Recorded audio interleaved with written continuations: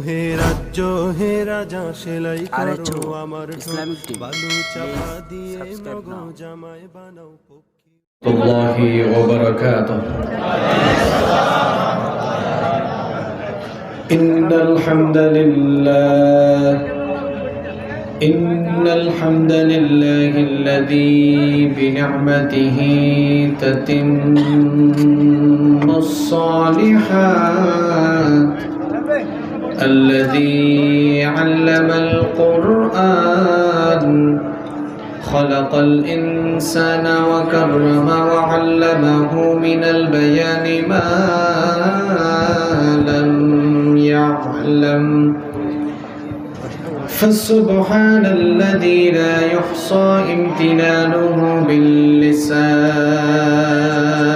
ولا بالقلم نستغفره ونتوب إليه ونشهد أن لا إله إلا الله وحده لا شريك له ونشهد أن سيدنا وسندنا وحبيبنا وطبيب أرواحنا محمدا عبد الله ورسوله أرسله بالحق بشيرا ونذيرا وداعيا إلى الله بإذنه وسراجا وقمرا منيرا أما بعد فقد قال الله تعالى في كلامه المجيد وفي فرقانه الحميد أعوذ بالله من الشيطان الرجيم بسم الله الرحمن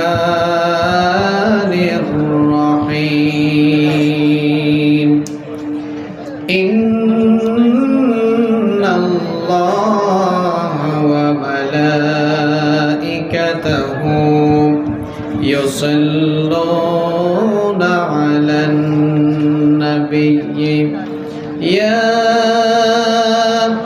أيها الذين آمنوا صلوا عليه وسلموا تسليما اللهم صل على محمد وعلى آل محمد كما صليت على إبراهيم وعلى آل إبراهيم إنك حميد مجيد اللهم بارك على محمد وعلى آل محمد كما باركت على إبراهيم وعلى آل إبراهيم إنك حميد مجيد ربي زدني علما ربي زدني علما ربي اشرح لي صدري ويسر لي أمري واحلل عقدة من لساني يفقه قولي سبحانك لا علم لنا إلا ما علمتنا إنك أنت العليم الحكيم صدق الله العظيم যাদের হৃদয়ে আছে আল্লাহর ভয় তারা কবু পথ ভুলে যায় না। আল্লাহর প্রেম ছাড়া এই দুনিয়ায় কারো কাছে কোনো কিছু চাই না, কারো কাছে কোনো কিছু চাই না। রাতের আধারে যারা সেজদাতে রয়, দু চোখের অশ্রুতে নদী যেন বয়। রাতের আধারে যারা সেজদাতে রয়, দু চোখের অশ্রুতে নদী যেন বয়। ছলনার হাত ছানি যত আসুক, ছলনার হাত ছানি যত আসুক, পেছনে ফিরেও তাকাই না, পেছনে ফিরেও তাকাই না। যাদের হৃদয়ে আছে আল্লাহর ভয়, তারা কবু পথ ভুলে যায় না। আল্লাহর প্রেম ছাড়াই দুনিয়ায় কারো কাছে কোনো কিছু চাই না, কারো কাছে কোনো কিছু চাই না।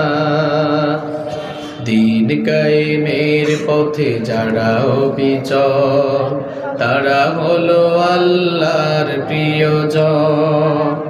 বাতিলের কাছে যারা হার মানে না, সংগ্রাম করে যায় আমরণ। হেরার আলোতে যার হৃদয় রঙিন, হাতে আল কোরআনের দীপ্ত সঙ্গীন। হেরার আলোতে যার হৃদয় রঙিন, হাতে আল জিহাদের দীপ্ত সঙ্গীন। সত্যের পথে যারা নিবেদিত প্রাণ, সত্যের পথে যারা নিবেদিত প্রাণ, শত্রুকে কবু ভয় পায় না, শত্রুকে কবু ভয় পায় না। যাদের হৃদয়ে আছে আল্লাহর ভয়, তারা কবু পথ ভুলে যায় না। আল্লাহর প্রেম ছাড়া এই দুনিয়ায় কারো কাছে কোনো কিছু চাই না, কারো কাছে কোনো কিছু চাই না। বাংলাদেশের অত্যন্ত সুপরিচিত ঐতিহ্যবাহী নোয়াখালী জেলার সদর উপজেলার চৌধুরী মেম্বারের পোলের গোড়া কেরেবাজার যুবশ্রেণী ও এলাকাবাসীর যৌথ উদ্যোগে আয়োজিত আজকের এই তাফসীরুল কোরআন মাহফিলের মহতারাম স্বনামধন্য সুযোগ্য সভাপতি, বিশিষ্ট সমাজসেবক, বিশিষ্ট রাজনীতিবিদ, অত্র অঞ্চলের সকলের অত্যন্ত প্রিয় মানুষ জনাব জসিমউদ্দিন চৌধুরী, আতালাল্লাহু উমরাহু ওয়া বারাকাল্লাহু ফি হায়াতিহি। আমরা সবাই বলি আমিন। মাহফিলের প্রধান মেহমান হিসাবে উপস্থিত ছিলেন বিশিষ্ট আলেমে দ্বীন হযরত মাওলানা সৈয়দ মোহাম্মদ মাহবুব-উজ-জুদ্দিন তাহের জাবিরি আল মাদানী হাফিজাহুল্লাহ ওয়া রাআহ। আলোচনা করেছেন মাওলানা মাকসুদুর রহমান সাহেব। আপনাদেরকে ইসলামী সঙ্গীত শুনিয়েছেন শিল্পী কবির বিন সামাদ।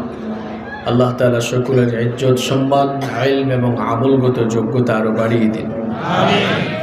মাহফিলের প্রধান অতিথি, বিশিষ্ট সমাজসেবক, অত্র অঞ্চলের গণমানুষের প্রিয় ব্যক্তিত্ব, ২০ নং আন্ডারচর ইউনিয়ন পরিষদের জননন্দিত চেয়ারম্যান জনাব আলী হায়দার বক্সি সাহেব। আল্লাহ তাআলা ওনাকে সহ আমন্ত্রিত যত মেহমানবৃন্দ রয়েছেন সকলকে ইসলামের জন্য, কোরআনের জন্য কবুল করুন। আমরা বলি আমিন।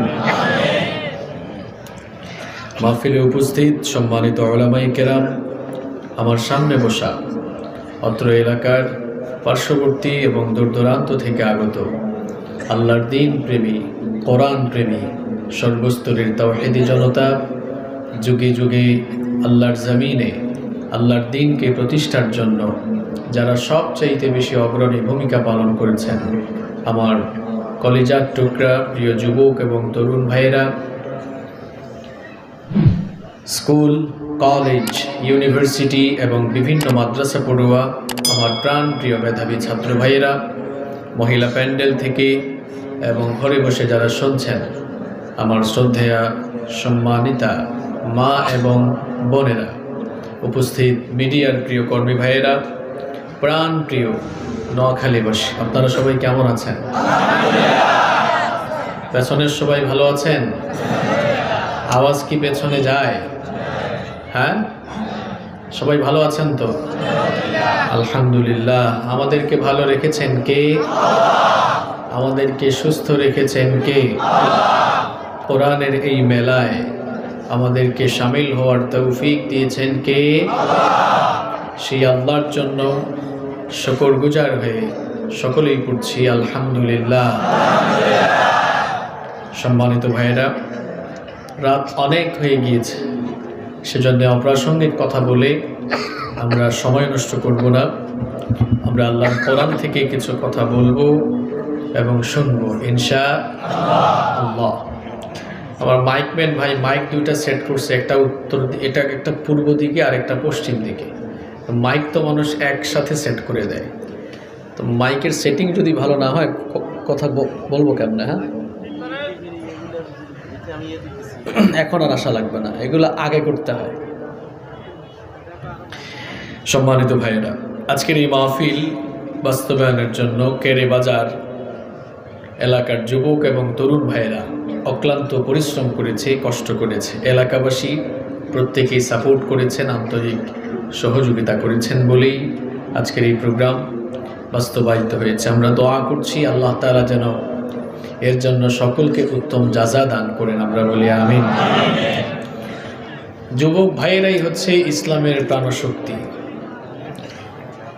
এই যৌবনকালীন বয়সটা হচ্ছে মানুষের জীবনের সবচেয়ে গুরুত্বপূর্ণ সময়। কোনো মানুষ যদি বৃদ্ধ বয়স পর্যন্ত বেঁচে থাকে, তাহলে সে তার জীবনে 5টি পর্যায় অতিক্রম করে। 1 নম্বর হচ্ছে শিশুকাল, 2 নম্বর হচ্ছে কৈশোরকাল, 3 নম্বর যৌবনকাল, 4 নম্বর প্রৌঢ়কাল এবং 5 নম্বর হচ্ছে বৃদ্ধকাল। মানুষ তার সংক্ষিপ্ত জীবনে এই 5টি পর্যায় অতিক্রম করে। যৌবনকালই হচ্ছে মানুষের জীবনের সবচেয়ে গুরুত্বপূর্ণ সময়। এর আগেও 2টি দুর্বলকাল রয়েছে এবং এর পরেও 2টি দুর্বলকাল রয়েছে। যৌবনকাল মানুষের একেবারে মাঝামাঝি জায়গায় অবস্থিত। দেখেন, এর আগে শিশুকাল, কৈশোরকাল, এর পরে প্রৌঢ় এবং বৃদ্ধকাল, মাঝখানে আছে যৌবনকাল। এই যৌবনকাল হচ্ছে সবচেয়ে গুরুত্বপূর্ণ। এজন্যই বলা হয় youth is called the golden season of human life. যৌবনকালকে মানুষের জীবনের স্বর্ণালী সময় বলা হয়। যৌবনকাল হচ্ছে একজন মানুষের জীবনের জন্য সবচেয়ে গুরুত্বপূর্ণ সময়। আবার এই যৌবনকালই হচ্ছে মানুষের জন্য অত্যন্ত ঝুঁকিপূর্ণ সময়। যৌবনকাল গুরুত্বপূর্ণ কেন? কারণ কেউ যদি তার যৌবনকালকে যথাযথভাবে কাজে লাগাতে পারে, সে তার উন্নত কেরিয়ার, চারিত্রিক সমৃদ্ধি এবং জীবনের কাঙ্ক্ষিত সফলতা লাভ করতে সক্ষম হবে। এই জন্য যৌবনকাল একজন মানুষের জন্য অত্যন্ত গুরুত্বপূর্ণ। আবার এই যৌবনকাল মানুষের জন্য ঝুঁকিপূর্ণ বটে। কি কারণে ঝুঁকিপূর্ণ?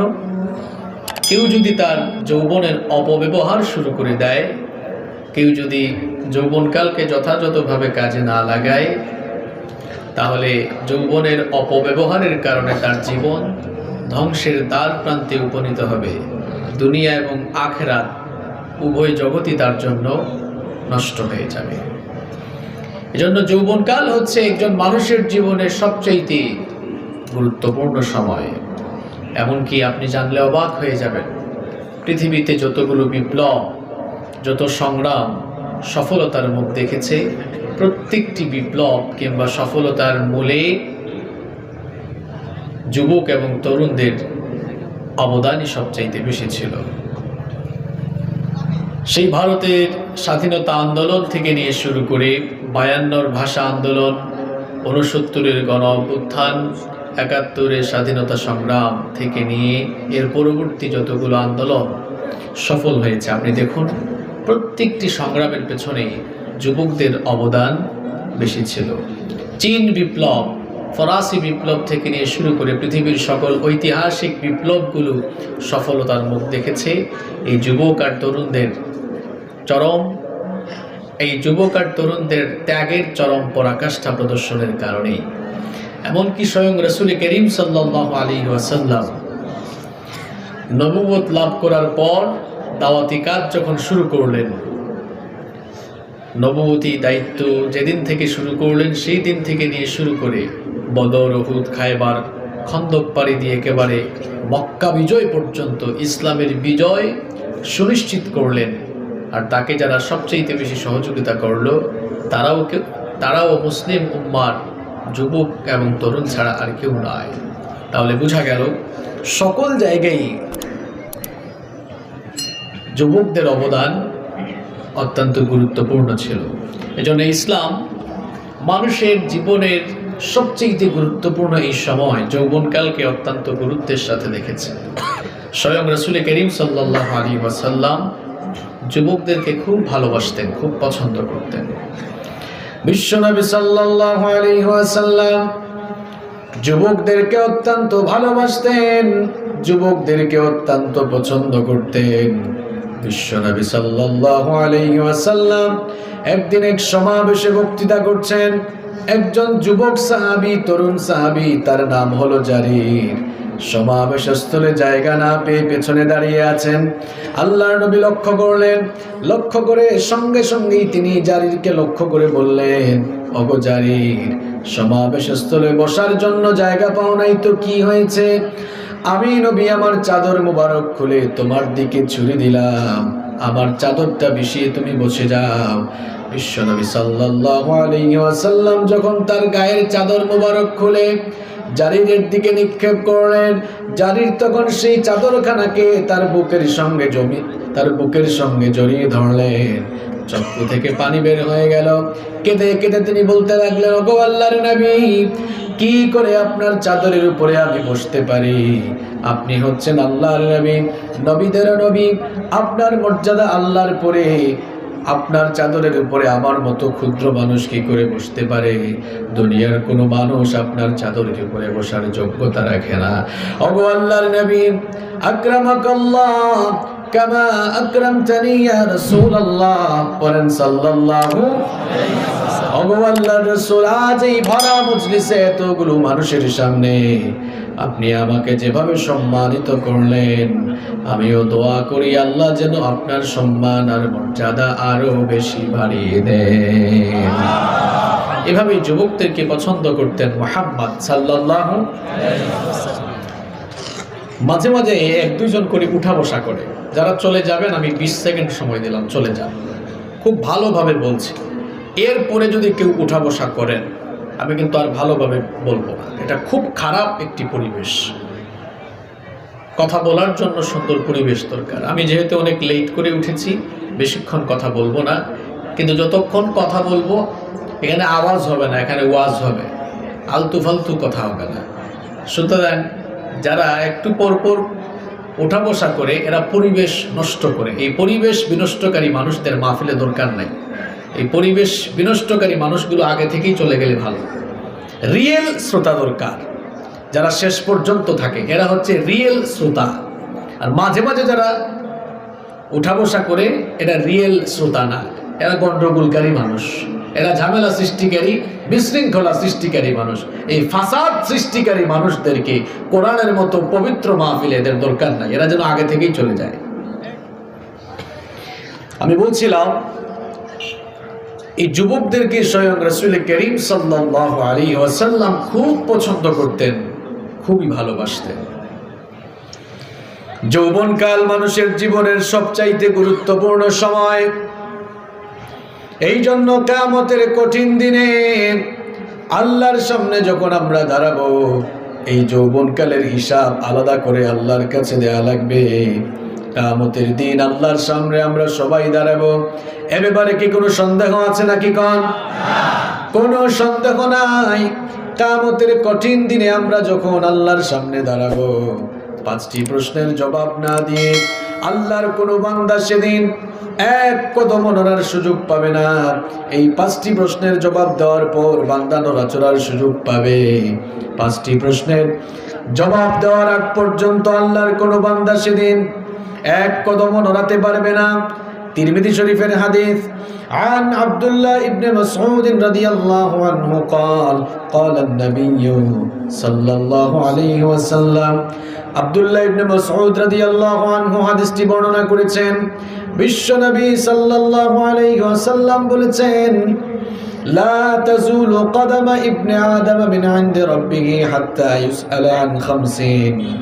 আল্লাহর নবী বলেছেন, কিয়ামতের দিন 5টি প্রশ্নের জবাব দেওয়ার আগ পর্যন্ত আল্লাহর কোনো বান্দা এক কদম নড়ার সুযোগ পাবে না। 1 নাম্বার প্রশ্ন করা হবে, আন উমরিহি ফিমা আফনাহু। আল্লাহ তাআলা প্রশ্ন করবেন, বান্দারে তোমাকে যে লম্বা হায়াত দিয়েছিলাম, তোমার সেই হায়াত তুমি কিভাবে কাটিয়েছো? গোটা জীবনের হিসাব দেয়া লাগবে কার কাছে? আল্লাহর কাছে। 2 নাম্বার প্রশ্ন করা হবে, ওয়ান শাবাবিহি ফিমা আবলাহু। ও আল্লাহর বান্দা, তোমাকে যে যৌবন নামক নেয়ামত দেওয়া হয়েছিল, এই যৌবন নামক নেয়ামত তুমি কোথায় কিভাবে কাটিয়েছো? যৌবনের প্রত্যেকটি মুহূর্তের হিসাব দেয়া লাগবে কার কাছে? আল্লাহর কাছে। 3 নাম্বার প্রশ্ন করা হবে, ওয়া মালুহু মিন আইনা কাসাবাহু। এত ধন সম্পদ তোমার ছিল, এই ধন সম্পদ কোথা থেকে কিভাবে উপার্জন করেছো? সেই হিসাব দেওয়া লাগবে কিয়ামতে কার কাছে? আল্লাহর কাছে। 4 নাম্বার প্রশ্ন করা হবে, ওয়াফিমা আনফাকাহু। ধন সম্পদ কোথায় ব্যয় করেছো? 5 নাম্বার প্রশ্ন করা হবে, ওয়ামাযা আমিলা ফিমা আলিমা। যতটুকু জেনেছো ততটুকু তুমি আমল করেছো কিনা? এই 5টি প্রশ্নের জবাব না দিয়ে আল্লাহর কোনো বান্দা এক কদম নড়ার সুযোগ পাবে না। তার মধ্যে গুরুত্বপূর্ণ প্রশ্ন থাকবে, আন শাবাবিহি ফিমা আবলাহু। আল্লাহর বান্দা, তোর যৌবন কাল তুই কোথায় কিভাবে কাটিয়েছিস? যৌবনের হিসাব দেওয়া লাগবে কার কাছে? আমার যুবক ভাইয়েরা, আমার তরুণ ভাইয়েরা, এই যৌবন বয়সে শক্তি সামর্থ্য আছে বলে যৌবনের উন্মাদনায় যা মন চায় তাই করছো, কিন্তু তোমার এই যৌবনের প্রত্যেকটি মুহূর্তের হিসাব আলাদা করে দেওয়া লাগবে কার কাছে? আর যে বাবারা এসেছেন, চুলদাড়ি পেকে গিয়েছে, আপনাদের যৌবন তো চলে গিয়েছে, এই যৌবনের হিসাব কিন্তু আলাদা করে আল্লাহর কাছে দেয়া। যৌবনের হিসাব না দিয়ে একটা মানুষ আল্লাহর সামনে থেকে এক কদম নড়ার সুযোগ পাবে না। আল্লাহু আকবার। যুবক ভাইয়েরা, কোথায় কাটছে তোমার যৌবন? কিভাবে যাচ্ছে যৌবন? এই যৌবনের হিসাব দেয়া লাগবে কার কাছে? যেহেতু যৌবনকালের হিসাব আল্লাহর কাছে দেওয়া লাগবে, এই জন্য আল্লাহর নবীও বললেন, বুড়া হওয়ার আগে মানুষেরা তোমরা তোমাদের যৌবনকালের কদর করো। আল্লাহর নবী বললেন, ইখতানিম খামসান ক্বাবলা খামসিন। 5 জিনিস আসার আগে 5টি জিনিসকে গনিমত মনে করো। 5টি জিনিস চলে যাওয়ার আগে 5টি জিনিসের কদর করো। এর মধ্যে একটি বিষয় হলো, আল্লাহর নবী বললেন, শাবাবাকা ক্বাবলা হারামিক। বুড়া হয়ে যাওয়ার আগে যৌবনকালের কদর করো। বুড়া হয়ে যাওয়ার আগে যৌবনকালের কদর করো, কারণ এই যৌবন চিরকাল থাকবে না। কথা বলেন, থাকবে? দেখেন, তাকিয়ে দেখেন, আজকের মাহফিলে কত বাবারা এসেছেন যাদের চুল দাড়ি পেকে গিয়েছে। আমার এই বাবারাও একদিন যুবক ছিল না? সময়ের ব্যবধানে আজ বয়সের ভারে তারা নজ্জ হয়ে গিয়েছে। আজ তারা বার্ধক্যে উপনীত হয়েছেন। এখানে যারা যুবক আছেন, তরুণ আছেন, হায়াত থাকলে হয়তো এরাও একদিন যুবক হবে, এরাও একদিন বুড়া। তার মানে বোঝা গেল এই যৌবন থাকে? যৌবন থাকে? যৌবন থাকে না। এই যৌবন কেউ হারাতেও চায় না। Nobody wants to lose youth time. কেউ এই যৌবন হারাতে চায় না। মানুষ যৌবন ধরে রাখার কিংবা যৌবন দেখানোর অনেক প্রচেষ্টা চালায়, অনেক চেষ্টা করে। দেখবেন চুলদাড়ি যখন পেকে যায়, কেউ কেউ চুলদাড়িতে কালার করে, দেখতে যেন ইয়াং ইয়াং লাগে। যৌবন মানুষ এত সহজে হারাতে চায় না। রাস্তাঘাটে বের হলে ওয়াজ মাহফিলের, তাফসীরুল কুরআন মাহফিলের যত পোস্টার চোখে পড়বে না, যৌবন হেফাজতের হারবালের যত পোস্টার আপনার চোখে পড়বে। ঢাকা শহরে গেলে দেখবেন পাবলিক গাড়িগুলোতে অন্য কোনো পোস্টার এত গায়ের উপর ছিটায় মারে না, যৌবন হেফাজতের হারবালের যত লিফলেট আর পোস্টার গায়ে মানুষের গায়ে ছিটায় মারে।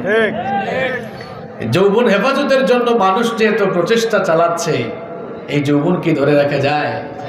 কথা কন না কেন? যৌবন ধরে রাখা যায়? টাকা পয়সা ক্ষমতা প্রভাব প্রতিপত্তি কোনো কিছু দিয়ে এই যৌবনকে ধরে রাখা যায়? চলে যাবে এই যৌবন, ফুরিয়ে যাবে এই যৌবন, হারিয়ে যাবে এই যৌবন। এই জন্য আল্লাহর নবী বললেন, ফুরিয়ে যাওয়ার আগে, চলে যাওয়ার আগে, হারিয়ে যাওয়ার আগে তোমার এই যৌবন থাকাকালীন সময়টাকে তুমি কাজে লাগাও, বলেছেন মুহাম্মদ সাল্লাল্লাহু আলাইহি ওয়াসাল্লাম। এখন প্রশ্ন হলো, হুজুর এই যৌবনের কদরটা আমরা কিভাবে করব? How to spend hour youth time? আমরা কিভাবে আমাদের যৌবনকাল কাটাবো? কিভাবে আমরা আমাদের যৌবনের মূল্যায়ন করব?